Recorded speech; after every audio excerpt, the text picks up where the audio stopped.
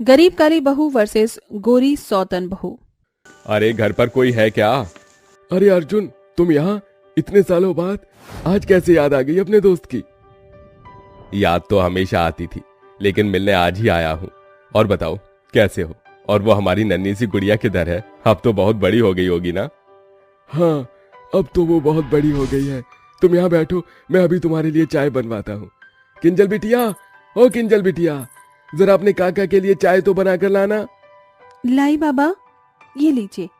किंजल अर्जुन अनिल को चाय देती है और अर्जुन के पैर छूती है। किंजल की तमीज और इतने अच्छे स्वभाव को देखकर किंजल अर्जुन को पहली ही नजर में भा गई थी। अनिल, किंजल बिटिया तो शादी के लायक हो गई है। कहीं उसके रिश्ते की बात की या नहीं?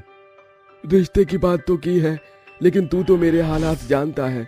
वो लोग इतना दहेज मांगते हैं कि मैं 10 लोगों से उधार करके भी उनको दहेज नहीं दे पाऊंगा। और ऊपर से किंजल बिटिया के काले रंग की वजह से भी अक्सर रिश्तों की मना हो जाती है।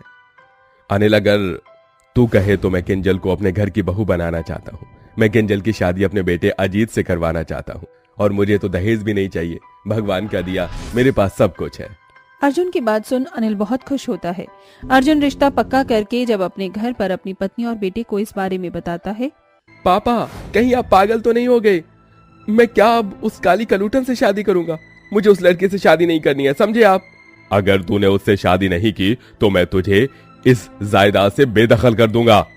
इतना कहकर अर्जुन वहाँ से चला जाता है। अजीत बेटा, तू गुस्सा मत कर। तू एक काम कर, तू उस लड़की से शादी करने के लिए हाँ कर दे। तू तो जानता है तेरे पापा की आजकल तबीयत ज्यादा ठीक नहीं रहती है। उनके जाने के बाद हम तेरी शादी किसी सुंदर और अमीर लड़की से करवा देंगे। सिर्फ कुछ महीनों की बात है। अपनी माँ की बात सुन अजीत ना चाहते हुए भी शादी के लिए हाँ कर देता है और कुछ ही महीनों में अजीत और किंजल की शादी हो जाती है। अर्जुन के जिंदा रहने पर अजीत और आशा किंजल के साथ अच्छा ही बर्ताव करते हैं, लेकिन जब एक दिन अर्जुन की बीमारियों की वजह से मौत हो जाती है तो किंजल को आशा और अजीत का असली चेहरा दिखने को मिलता है। कितनी बार कहा है तुझे कि मुझे चाय नहीं पसंद है, फिर भी तू रोज चाय बनाकर ले आती है। आप तो चाय पीते हो, इसलिए मैं लेकर आई हूँ। आप इतना चिल्ला क्यों रहे हो? तेरी इतनी हिम्मत कि तू मुझसे जुबान लड़ाएगी? इतना कहकर अजीत किंजल को एक जोरदार थप्पड़ मार देता है। मेरी बात कान खोलकर सुन। मैंने तुझसे शादी सिर्फ इसलिए की थी ताकि पापा मुझे जायदाद से बेदखल न कर दे, लेकिन अब उनकी मृत्यु के बाद इस सारी जायदाद का वारिस मैं हूँ, वरना तुझ जैसी काली कलूटन से शादी कौन करना चाहेगा? अजीत की बात सुन किंजल को तो अपने कानों पर विश्वास ही नहीं होता और वो अपने कमरे में बैठे बैठे कई घंटे तक इसी बात के बारे में सोचती हुई रोती रहती है। अरे ओ महारानी, यहाँ बैठे बैठे क्या ये मगरमच्छ के आंसू बहाए जा रही है? चल घर के सारे काम कर। लेकिन माँ जी, घर के काम के लिए तो नौकर है ना। नौकरों को सैलरी क्या तेरा बाप देगा? वो भी गरीब बाप। आज के बाद इस घर में सारे काम तू करेगी। मैंने सारे नौकरों को घर से निकाल दिया है। माँ जी, भगवान के लिए मेरे पिताजी को तो कुछ मत बोलिए। क्यों ना बोलूं तेरे पिताजी को? तेरी शादी में रत्ती भर भी दहेज नहीं दिया था। मेरी बात कान खोल कर सुन। अगर तुझे इस घर में रहना है तो तुझे 15 लाख रुपए देने होंगे, वरना तुझे इस घर में रहने की कोई जरूरत नहीं है। लेकिन माँ जी, मेरे पिताजी के पास इतना पैसा नहीं है। उन्होंने तो मेरी शादी में भी कर्ज लेकर मेरी शादी की थी। वो इतना पैसा कहाँ से लाएंगे? आशा किंजल की बात नहीं सुनती और वहाँ से चली जाती है। अब दिन भर दिन किंजल पर उसके पति और सास के अत्याचार बढ़ते जा रहे थे। वो कभी उसे ताने देती तो कभी उसे मारती, लेकिन किंजल सब कुछ बर्दाश्त कर रही थी। अरे अजीत, तू यहाँ, वो भी इतने दिनों बाद। पड़ोस में होकर भी तू महीनों महीनों में एक बार मिलता है। काम का प्रेशर इतना है कि कभी टाइम ही नहीं मिल पाता यार। अरे यार, एक बात बता, ये लड़की कौन है? इसे तो मैंने पहले कभी यहाँ नहीं देखा। तेरी रिश्तेदार है क्या? इसका नाम अनामिका है और ये मेरी साली है। पढ़ाई के लिए इसी शहर में इसने एडमिशन लिया है, इसलिए 1 महीने से हमारे साथ ही रह रही है। ये लड़की तो किसी अप्सरा की तरह सुंदर है। काश ये लड़की मेरे जीवन साथी होती। कहाँ ये स्वर्ग की अप्सरा और कहाँ मेरी पत्नी कोयले की खान। इस लड़की को तो मैं अपने हाथों से नहीं जाने दे सकता। अजीत बेटा, तुझे कुछ न कुछ तो करना पड़ेगा इस लड़की को पटाने के लिए। जिसके बाद अजीत अब अक्सर रंजीत के घर आता और अनामिका से प्यारी प्यारी बातें भी करता। उसे घुमाने के लिए कभी किसी मॉल तो कभी किसी 5 स्टार होटल में खाना खिलाने के लिए वो उसे ले जाता। अजीत, तो मुझे कभी 5 स्टार होटल ले जाते हो, कभी मूवी दिखाने तो कभी किसी मॉल में शॉपिंग कराने। अगर इस बारे में तुम्हारी पत्नी को पता चल गया तो वो मुझे छोड़ेगी नहीं। अनामिका डार्लिंग, मुझे वैसे भी वो काली कलूटन पसंद नहीं है। मैं तो उससे डिवोर्स देने की बात सोच रहा हूँ। उसके बाद मैं और तुम शादी कर लेंगे। अजीत, मुझे नहीं पता था कि तुम मुझसे इतना प्यार करते हो। वैसे मैंने आने के टाइम पर एक प्लेटिनम की रिंग देखी थी। वो रिंग मुझे काफी पसंद आई। कोई बात नहीं डार्लिंग, मैं तुम्हें एक नहीं 2 प्लेटिनम दिलवा दूंगा। हाँ चलो। अनामिका एक गोल्ड डिगर टाइप की लड़की होती है जो हमेशा अजीत से ही पैसे खर्च करवाती और उससे महंगे महंगे गिफ्ट लेती। अगर बेटा वो लड़की इतनी सुंदर और अमीर है तो तू उससे शादी कर ले। एक तो तुझे सुंदर पत्नी मिल जाएगी और दूसरी मुझे अमीर बहू दहेज में। तो मैं जी भर के सारी चीज कर लूंगी। अब तू बस जल्दी से उस लड़की से शादी कर और इस काली कलूटन को इस घर से निकाल दे। वहीं दूसरी तरफ, माता रानी तेरा लाख लाख शुक्र है, जो मैंने सोचा वही हुआ। मैं माँ बनने वाली हूँ और अजीत जी पापा वो ये खबर सुनकर जरूर खुश हो जाएंगे। फिर जो उनके दिल में मेरे लिए मनमुटाव है वो हमेशा हमेशा के लिए खत्म हो जाएगा। मैं जल्दी उन्हें ये खुशखबरी दूंगी। किंजल अपने पति को अपने गर्भवती होने की खुशखबरी देने के लिए बहुत उत्साहित होती है। वहीं दूसरी तरफ आशा अपने बेटे अजीत और अनामिका की शादी एक मंदिर में करवा देती है और शादी के बाद अपनी दूसरी बहू और बेटे को लेकर घर आती है। किंजल जैसे ही ये सब देखती है तो उसके पैरों तले जमीन खिसक जाती है। ये आपने क्या कर दिया? मेरे होते हुए आप मेरी सौतन ले आए। आपको पता भी है मैं आपके बच्चे की माँ बनने वाली हूँ। मुझे तुझे और तेरी इस कोख में पल रहे काले बच्चे से कोई मतलब नहीं है। सुना नहीं मेरे अजीत ने क्या कहा? अब हटो मेरे रास्ते से। अनामिका किंजल पर अत्याचार करने का एक मौका नहीं छोड़ती और उसे हमेशा नौकरानी की तरह बर्ताव करती। लेकिन इससे अजीत और आशा को कोई फर्क नहीं पड़ता। लेकिन अनामिका के दिमाग में क्या चल रहा था वो किसी को नहीं पता। बस आज रात होते ही इस पुड़िया की सारी तिजोरी खाली कर दूंगी और यहाँ से बहुत दूर चली जाऊंगी। अनामिका रात होने का इंतजार करती है और सबके सोते ही चुपके से सारे पैसे और ज्वेलरी चुरा कर वहाँ से भागने लगती है कि तभी अजीत अनामिका को देख लेता है। अनामिका, अपने ही घर पर चोरी करते हुए तुम्हें शर्म नहीं आई? मुझे तो उसी वक्त समझ जाना चाहिए था जब तुम मुझसे इतनी महंगे महंगे गिफ्ट और पैसे लिया करती थी। निकल जाओ मेरे घर से, वरना धक्के मारकर घर से निकाल दूंगा। अनामिका वहाँ से शर्मिंदा होकर चली जाती है कि तभी वहाँ अनिल आ जाता है। किंजल बिटिया, मैं आ गया, चलो अब यहाँ से। आप किंजल को कहाँ ले जा रहे हैं? किंजल बिटिया के साथ तुम लोगों ने जो किया, किंजल ने उसके बारे में मुझे सब बता दिया। मैं यहाँ उसे अब और नहीं रहने दूंगा। आज मुझे और माँ को अपनी गलती का एहसास हो गया है। हमें माफ कर दीजिए। मैं किंजल और अपने बच्चे के बिना कैसे रहूंगा? तू तो इस घर की लक्ष्मी है। तू इस घर को छोड़कर नहीं जा सकती बहू। अपनी सास और पति को अपनी गलती का एहसास होता देख किंजल उन दोनों को माफ कर देती है और घर छोड़कर नहीं जाती। कुछ समय में किंजल एक प्यारे से बेटे को जन्म देती है, जिसके बाद अब किंजल की जिंदगी खुशियों से भर जाती है। अमीर बहू की गरीब ससुराल की रसोई। मम्मी जल्दी करो ना, मुझे बहुत भूख लग रही है। मेरा पास्ता रेडी करो। अरे बाबा, बन रहा है बन रहा है। जब देखो चिड़िया की तरह इस बड़ी सी रसोई में घूमती रहती है, लेकिन कुछ बनाती नहीं है। अब तू बड़ी हो गई है, बना भी लिया कर। मम्मी, इतने बड़े अमीर घर में मैंने जन्म लिया है तो क्या खाना बनाऊंगी? उसके लिए तो मेरी प्यारी सी माँ है ना। जिस घर में मैं शादी करके जाऊंगी वहां ऑलरेडी नौकर होंगे जैसे यहाँ है। पर बेटा, खाना बनाना भी आना चाहिए ना, भले ही तू अमीर ससुराल में जाए। मम्मी, मुझे मैगी बनानी आती तो है, और क्या चाहिए आपको? ओफो, कुछ नहीं हो सकता तेरा। ये ले, तेरा व्हाइट सॉस पास्ता रेडी है, खा इसे। किंजल अपनी माँ को किस करके अपने रूम में जाकर पास्ता खाती है।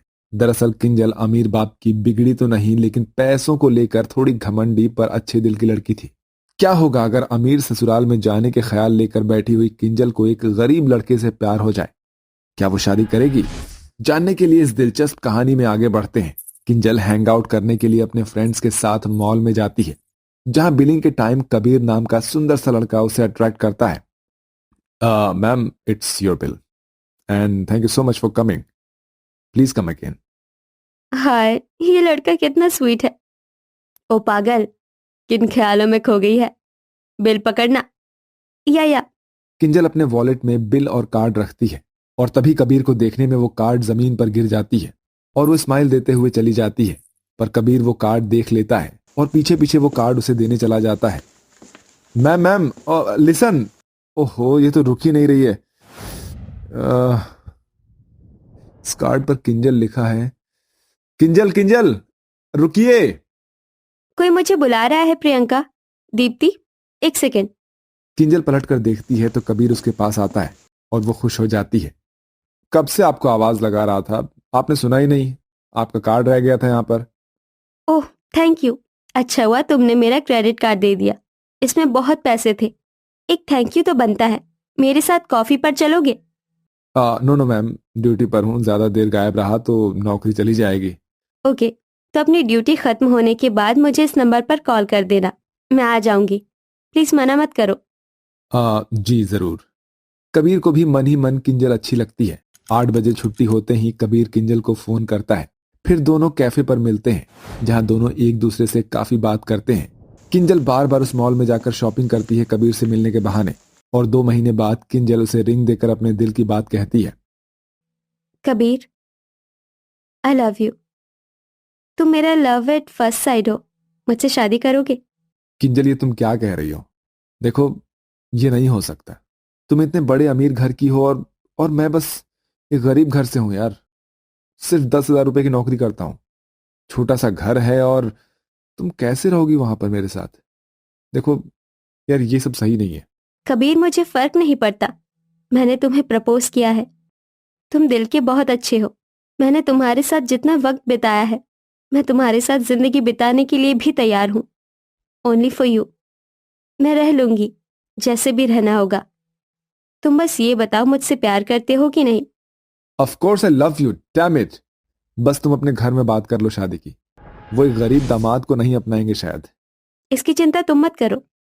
किंजल अपने घर जाकर अपने माता पिता से कबीर से शादी करने की बात करती है। गरीब लड़के के बारे में सुनते ही उसके पेरेंट्स मना कर देते हैं और किंजल उनकी नहीं सुनती। अगले दिन ही कबीर से भागकर वो शादी कर लेती है। फिर सास वैजंती बहू की आरती करके गृह प्रवेश करवाती है। आओ बहू, हमारे इस छोटे से आशियाने में तुम्हारा स्वागत है। मुझे कबीर ने तुम्हारे बारे में बताया। बहू, तुम कैसे रहोगी छोटे से घर में? मैं रह लूंगी माँ जी, आप फिक्र ना कीजिए। देखो तो हमारी बहू कितनी समझदार है, वरना बड़े घर की लड़कियां आजकल ऐसे कहाँ एडजस्ट करती हैं। जाओ बच्चों, आराम करो।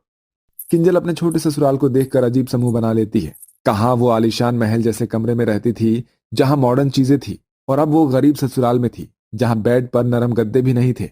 वो सो जाती है। अगले दिन सास के पास पहुंच जाती है। माँ जी, गुड मॉर्निंग। मेरा मतलब नमस्ते। नमस्ते बेटा, ये देखो सामने रसोई है। क्या बनाओगी नाश्ते में? तुम खुद देख लो, चाय पकौड़े जो भी आता हो। मेरे को तो खाना बनाना आता ही नहीं है, यूट्यूब पर देखती हूँ। माँ जी, मैं चाय पकौड़े बनाऊंगी। किंजल रसोई में जाती है तो देखती है कि सामने पुराने जमाने का स्टोव है। छोटे मोटे डिब्बे हैं जहां उसे बैठकर खाना बनाना है। हे भगवान, ये रसोई है? इतने में तो हमारा फ्रीजर ही आता था। मेरे छोटे से ससुराल की छोटी सी रसोई कैसे करूंगी मैं एडजस्ट? उसे स्टोव जलाना नहीं आता था। क्या है ये बेकार सा? मैं ऐसे कैसे खाना बना सकती हूँ? मुझे नहीं बनाना कुछ भी। क्या हुआ बहू? देखिए माँ जी, ये पुराने जमाने के स्टोव पर मैं खाना नहीं बना सकती, और मुझे खाना बनाना भी नहीं आता है। मैं जा रही हूँ कमरे में। किंजल सास पर चिल्लाकर चली जाती है। 2-3 दिन सास ही खाना बनाती है। छोटे घर की वजह से किंजल चिढ़कर दोबारा वैजंती को सुना देती है, जिससे उसकी आंखें भर आती है और प्रकाश के सामने वो रोती है। अरे भाग्यवान, चुप हो जाओ। बहू को समय लगेगा, वो कितने बड़े घर से आई है और वो कोशिश तो कर ही रही है ना। आप सही ही कह रहे हैं, धीरे धीरे मेरी बहू सीख जाएगी। सास के कमरे से गुजरते वक्त किंजल सुन लेती है। ये मुझसे क्या हो गया? जाने अनजाने में मैंने माँ जी को सुना दिया। मेरी वजह से उनकी आंखें नम हो गई। वैसे भी मैंने ही कबीर को शादी के लिए फोर्स किया था। अब मुझे अपने बहू होने का कर्तव्य निभाना होगा। अगले दिन किंजल यूट्यूब देखकर चाय पकौड़े बनाने की कोशिश करती है और घर वालों को खिलाती है। माँ जी, मुझे माफ कर दीजिए। अब से खाना मैं बनाऊंगी। मुझे स्टोव जलाना भी आ गया आपको देखकर। मुझे पता था बहू एक दिन खुद बनाकर लाएगी। जैसे ही सभी लोग चाय पकौड़े का नाश्ता करते हैं तो खराब खाना भी मुस्कुराहट के साथ खा लेते हैं। वाह बहू, पहली बार में ही चाय पकौड़े बहुत अच्छे बनाए हैं। बहुत बढ़िया बेटा। हाँ किंजल, अच्छा, मैं भी खाऊंगी। नहीं बहू। वैजंती के मना करने पर भी किंजल अपने हाथ का बना खाना खाकर उगल देती है। छी, मैंने इतनी कड़वी चाय और बेकार पकौड़े बनाए, तब भी आप इतने प्यार से खा रहे हैं। क्यों? क्योंकि बहू, हम तुझे बहुत प्यार करते हैं। धीरे धीरे तो सीख जाएगी। तूने अपने घर में ये काम थोड़े किया है। सच में मुझे बहुत अच्छा ससुराल मिला है। पर माँ जी, मैं आपसे खाना बनाना सीखूंगी और एक दिन अच्छा खाना बनाऊंगी। बिल्कुल बहू। दिन गुजरते हैं। वैजंती अपनी बहू को खाना बनाना सिखाती है और यूट्यूब देखकर भी किंजल खुद से खाना बनाना सीखती है। धीरे धीरे वो सबको अच्छा खाना बनाकर खिलाती है। वहीं बेटी की याद में मोनिका और उसका पति राजवीर किंजल के गरीब ससुराल पहुंचते हैं। जैसे ही किंजल उन्हें देखती है तो गले लग जाती है। मम्मी, पापा, आप यहाँ? मुझे आपकी बहुत याद आ रही थी। मुझे माफ कर दीजिए जो मैंने किया। कोई बात नहीं बेटा, हमें भी तेरी याद आ रही थी, इसलिए सोचा मिलने चले। समधन जी, समधी जी, नमस्ते। दरअसल ये कुछ तोहफे हैं, बेटी के घर खाली हाथ नहीं जा सकते थे ना, इसलिए ले आए हैं। फिर भी इसकी कोई जरूरत नहीं थी। आइए, विराजिए।